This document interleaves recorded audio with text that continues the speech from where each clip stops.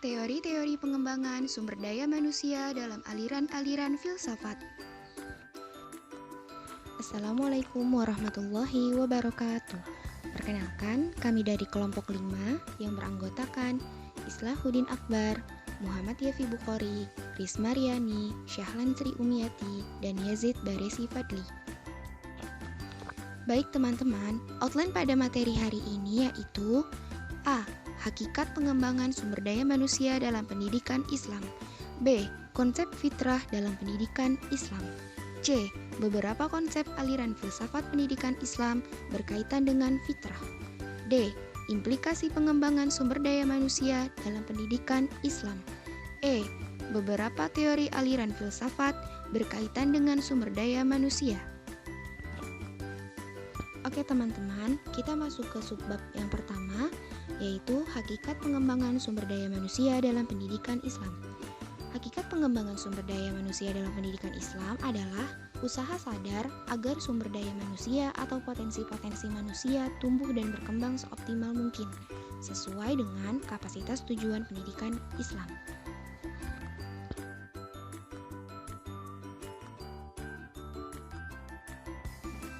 Adapun potensi-potensi yang dimaksud ialah 1. Potensi akal.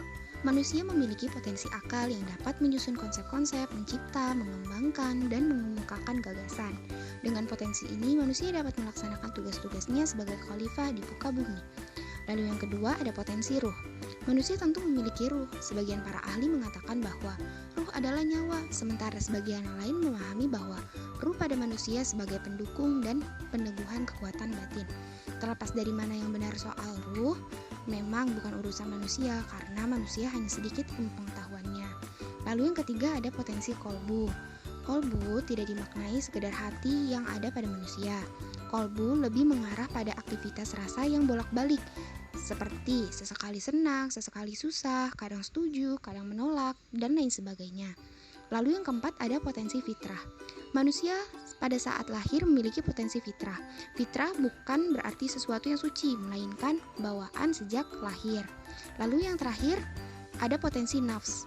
Dalam bahasa Indonesia, nafs diserap menjadi nafsu yang berarti dorongan yang kuat untuk berbuat baik. Sementara nafs yang ada pada manusia tidak hanya dorongan yang berbuat buruk, tetapi juga berpotensi berbuat baik, dengan kata lain berpotensi positif dan negatif. Konsep fitrah dalam pendidikan Islam. Menurut Hasan Langgulung, fitrah merupakan potensi yang baik. Fitrah merupakan sifat-sifat dari Tuhan yang ditiupkan Tuhan kepada makhluk ciptaannya. Dan pengembangan sifat-sifat itu setinggi-tingginya. Implikasi lainnya adalah pendidikan Islam yang bertumbuh pada tauhid. Hal ini dimaksudkan untuk menciptakan hubungan yang mengikat manusia dengan Allah Subhanahu wa taala. Lalu, bagaimana mengembangkan potensi-potensi fitrah ini dalam pendidikan Islam? Menurut Dr. Jalaluddin, dapat dilakukan berbagai macam cara pendekatan, yaitu yang pertama adalah pendekatan filosofis. Pendekatan ini mengacu pada hakikat penciptaan manusia itu sendiri, yaitu manusia sebagai makhluk ciptaan Allah. Dalam filsafat pendidikan Islam, nilai-nilai ilahiyat merupakan nilai-nilai yang mengandung kebenaran hakiki. Manusia diarahkan untuk mencari jawaban dari permasalahan-permasalahan yang menyangkut pengabdian kepada Allah. Adalah pendekatan kronologis. Pendekatan kronologis yaitu pendekatan yang didasarkan atas proses perkembangan melalui tahapan-tahapan. Manusia dipandang sebagai makhluk yang evolutif. Sebagaimana kita ketahui bahwa manusia bukanlah makhluk yang siap jadi, yakni setelah lahir langsung menjadi dewasa dan mengerti akan segala hal dalam kehidupan. Yang ketiga adalah pendekatan fungsional. Setiap potensi yang dianugerahkan Allah Subhanahu wa taala kepada makhluknya atau manusia tentu diarahkan untuk dimanfaatkan. Tuhan sebagai pencipta mustahil menciptakan sesuatu tanpa tujuan, hingga terkesan mengadakan sesuatu yang sia-sia. Semua yang diciptakannya mempunyai tujuan, termasuk yang berkaitan dengan penciptaan potensi manusia. Dan terakhir adalah pendekatan sosial. Manusia pada konsep An-Nas lebih ditekankan pada statusnya sebagai makhluk sosial. Berdasarkan pendekatan ini, manusia dilihat sebagai makhluk yang memiliki dorongan untuk hidup berkelompok dan bermasyarakat. Melalui pendekatan sosial ini, Peserta didik dibina dan dibimbing hingga potensi yang dimilikinya sebagai makhluk sosial dapat tersalurkan dan mengarah ke hal-hal yang bersifat positif.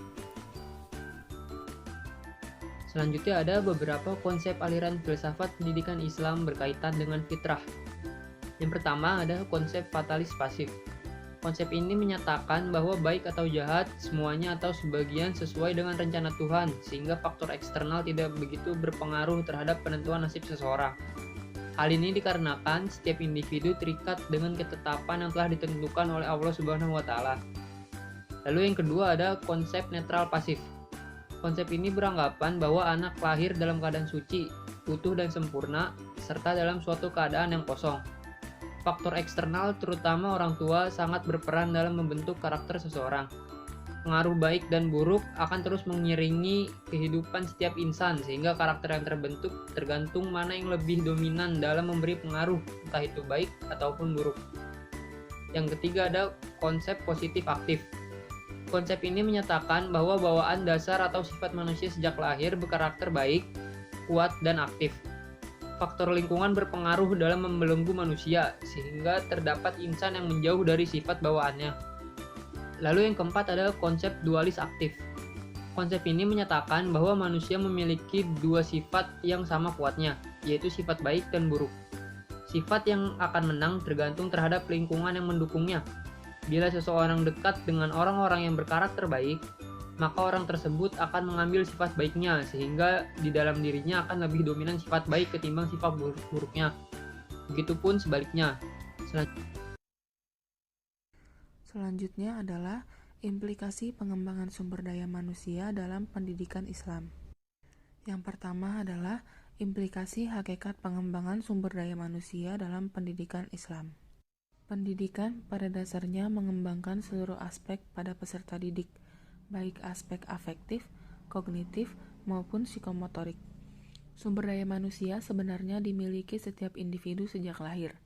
Maka kaitannya dengan pendidikan, tentu pendidikan tinggal sebagai sarana untuk memproses dan mengembangkan setiap sumber daya yang dimilikinya dengan berbagai metode, kegiatan, pembelajaran, pembiasaan, tentu faktor lingkungan, pergaulan, dan sebagainya yang termasuk dalam unsur pendidikan Islam dan juga memiliki pengaruh dalam pengembangan sumber daya manusia dalam setiap individu. Yang kedua yaitu implikasi konsep fitrah manusia dalam pendidikan Islam.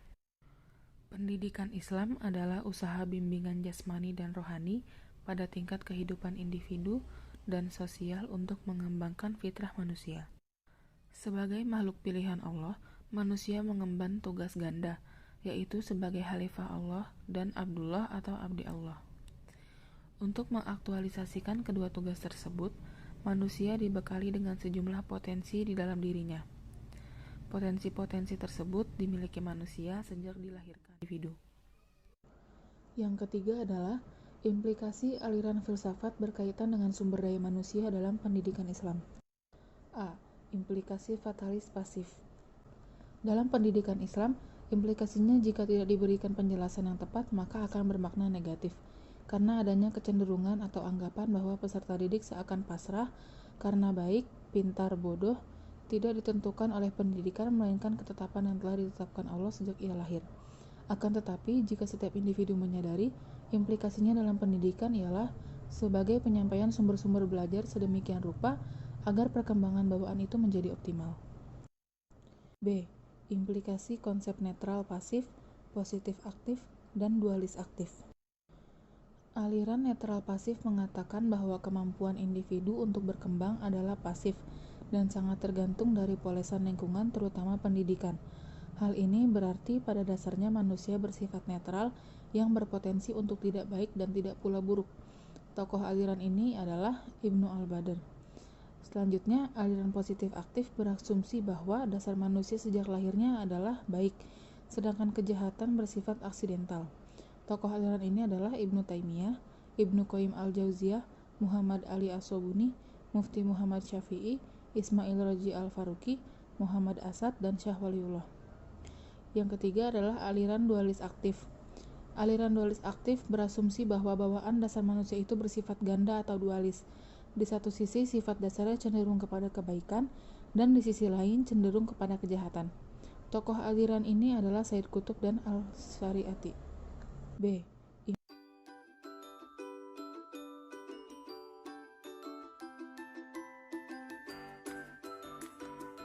Oke, selanjutnya yaitu tentang teori aliran filsafat berkaitan dengan sumber daya manusia. Yang pertama ada konsep aliran idealisme. Menurut Hermann Horn mengatakan, idealisme merupakan pandangan yang menyimpulkan bahwa alam merupakan ekspresi dan pikiran. Juga mengatakan bahwa substansi dari dunia ini adalah dari alam pikiran serta berpandangan bahwa hal-hal yang bersifat materi dapat dijelaskan melalui jiwa. Idealisme menganggap pendirian bahwa kenyataan itu terdiri dari atau tersusun atas substansi sebagaimana gagasan-gagasan atau ide-ide. Alam fisik ini tergantung dari jiwa universal atau Tuhan, yang berarti pula bahwa alam adalah ekspresi dari jiwa tersebut. Inti dari idealisme adalah suatu penekanan pada realitas ide gagasan, pemikiran, akal pikir atau kedirian daripada sebagai suatu penekanan pada objek-objek dan daya-daya material. Idealisme menekankan akal pikir sebagai hal dasar atau lebih dulu ada bagi materi dan menganggap bahwa akal pikir adalah sesuatu yang nyata. Sedangkan materi adalah akibat yang ditimbulkan oleh akal pikir. Idealisme menganggap bahwa hanya yang konkret hanyalah yang bayang-bayang yang terdapat dalam akal pikiran manusia.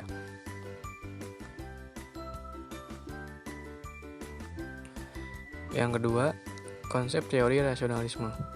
Secara etimologis, menurut Bagus 2002, rasionalisme berasal dari kata bahasa Inggris yaitu rationalism.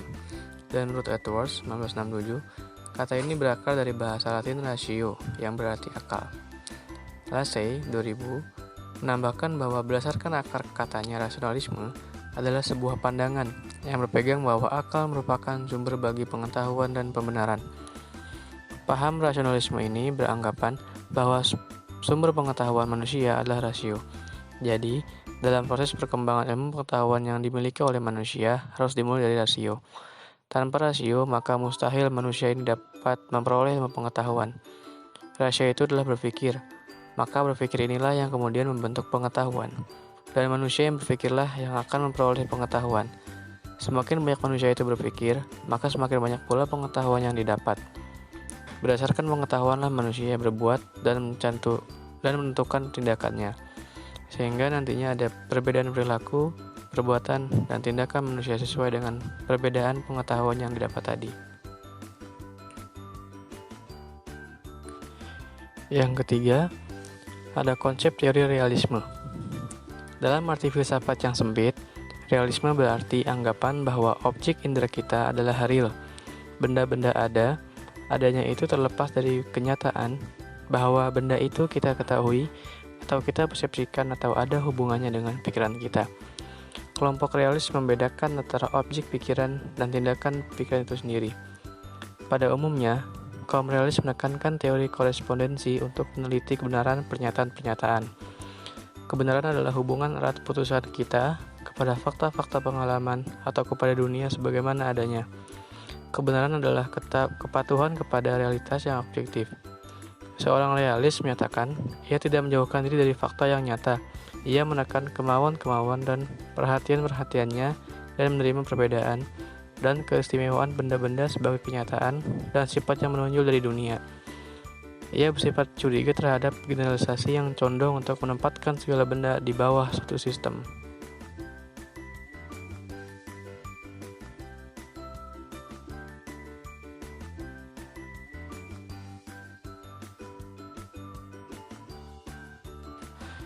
Yang keempat, ada konsep teori pragmatisme eksperimentalisme. Pragmatisme berasal dari kata pragma, bahasa Yunani, yang berarti tindakan atau perbuatan. Pragmatisme adalah suatu aliran yang mengajarkan bahwa yang benar apa yang membuktikan dirinya sebagai benar dengan perantara akibat-akibatnya yang bermanfaat secara praktis. Aliran ini bersedia menerima segala sesuatu asal saja hanya membawa akibat praktis. Pengalaman pribadi, kebenaran mistis, semua bisa diterima sebagai kebenaran dan dasar tindakan asalkan membawa akibat yang praktis yang bermanfaat. Dengan demikian, patokan pragmatisme adalah manfaat bagi hidup praktis. Aliran pragmatis ini tidak banyak tertarik pada konsep pemikiran. Aliran ini berpendapat bahwa cukuplah bagi mereka untuk mengetahui bahwa otak itu bekerja, tetapi mereka tidak perlu mengetahui bagaimana otak itu bekerja. Karena tahu bagaimana otak itu bekerja, urusan dan tantangannya para ilmuwan. Pikiran menurut pragmatisme tidak memiliki kualitas mistik atau spiritual, dan tidak ada kekuatan supernatural yang mempengaruhinya. Mind itu merupakan kata kerja dan bukan kata benda. Sebagaimana ungkapan-ungkapan ini, mind your manners atau mind the store. Manusia mengetahui keberadaan mind melalui pengamatan terhadap aktivitas manusia. Karena mind bukan merupakan perilaku acak, sebagaimana yang terdapat pada jenis-jenis binatang yang lebih rendah, melainkan merupakan perilaku manusia yang bersifat purposif. Yang kelima, ada konsep teori eksistensialisme. Eksistensialisme merupakan gerakan filosofis yang menganut paham bahwa tiap orang harus menciptakan makna dalam semesta yang tak jelas, kacau, dan tampak hampa ini. Eksistensialisme berasal dari kata eksistensi dengan akar kata ex, keluar, dan eksistensi, berdiri. Oleh karena itu, kata eksistensi diartikan manusia berdiri sebagai diri sendiri dengan keluar dari dirinya. Manusia sadar bahwa dirinya ada. Dalam eksistensialisme, tidak membahas esensi manusia secara abstrak. Maksudnya, ialah di mana eksistensialisme ini membahas tentang hakikat manusia secara spesifik, meneliti kenyataan konkret manusia, sebagaimana manusia itu sendiri dalam dunianya. Eksistensialisme tidak mencari esensi atau substansi yang ada di balik penampakan manusia, melainkan hendak mengungkap eksistensi manusia sebagai yang dialami oleh manusia itu sendiri. Misalnya seperti pengalaman individu tersebut. Esensi atau substansi mengacu pada sesuatu yang umum, abstrak, statis, sehingga menafikan sesuatu yang konkret, individual dan dinamis. Sebaliknya, eksistensi justru mengacu pada hal-hal yang konkret, individual dan dinamis. Itu dimaksudkan karena seorang individu belajar dari apa yang mereka alami sesuai faktanya, dan dialami oleh dirinya sendiri, bukan oleh orang lain.